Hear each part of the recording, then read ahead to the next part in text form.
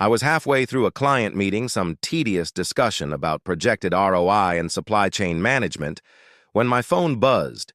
The screen lit up with an unfamiliar number. The digits were unfamiliar, yet somehow insistent. I let it go to voicemail.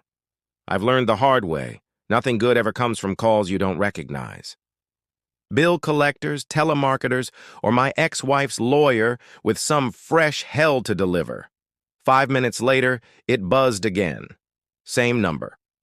I tried to focus on the charts, the spreadsheets, the polite but pointed questions from the finance director, sitting across from me. But that second ring, it made something cold settle in my chest. I watched the phone like it was a bomb. "Graham, everything all right?" "Yeah." "Sorry," I forced a smile. Though my gut had already sunk, I hit the green button. "Graham Pierce speaking," a voice, warm, worn, older than I expected. "Mr. Pierce, this is Father Allen from St. Dominic's Church. I'm sorry to disturb you during work hours. Well, I believe we have your son here." My son? My 8-year-old son, Julian? The words didn't register at first. My mouth went dry. I must have looked like a ghost because the finance director's eyebrows shot up in alarm. "My son," I managed, voice thin. What do you mean you have him there?" Father Allen's voice was gentle, like he was talking to a skittish animal. Someone, his mother and her partner, left him on the church steps about 20 minutes ago. They gave him a small backpack and a note. He's scared but unharmed. I thought, "You should know right away." My chest caved in. I couldn't breathe. Julian, left at a church like a stray cat, like a problem to be handed off. I stood up so fast my chair nearly toppled. I'll be right there. Please don't let him out of your sight." Father Allen assured me they wouldn't. I hung up. The finance director was staring at me like I'd sprouted horns. I mumbled something in apology, maybe. I can't remember.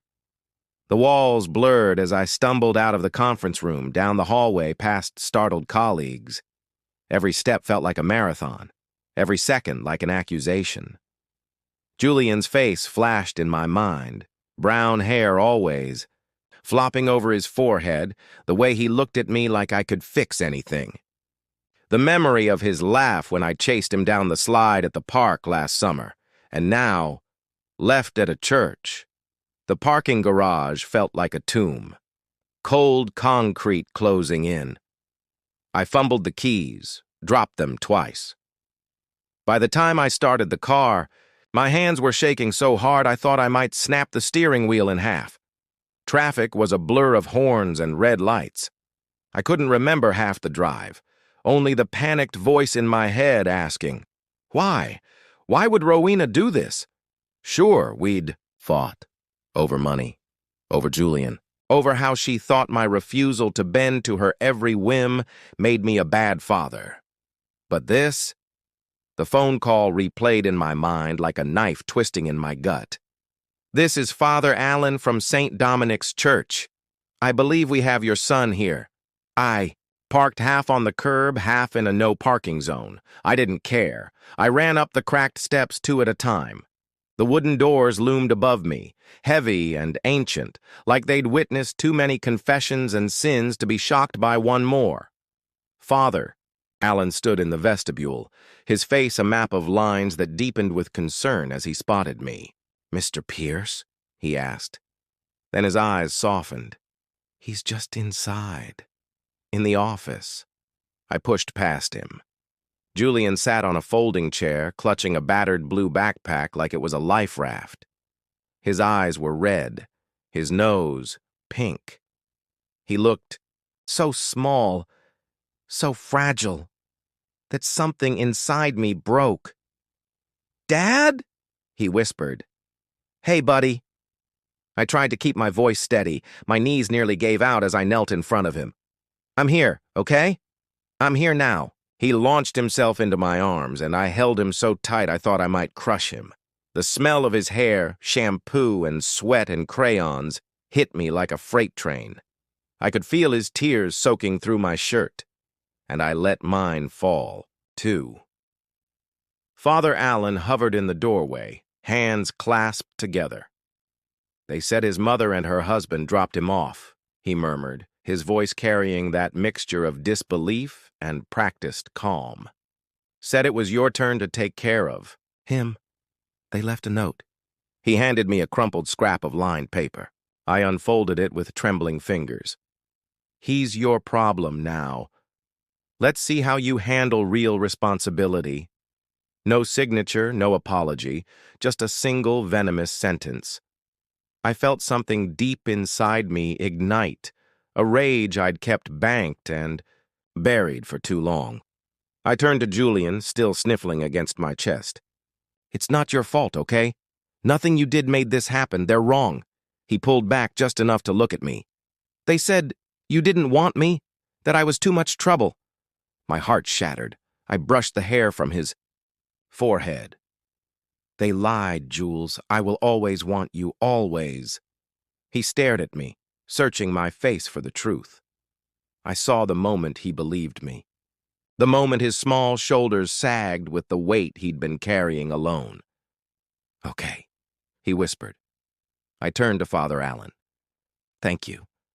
Thank you for calling me." He nodded. "Of course. Children should never feel abandoned." I squeezed Julian's hand. "Let's go home." Home. Not Rowena's house, not the cold legal agreement she'd weaponized against me, but mine, ours.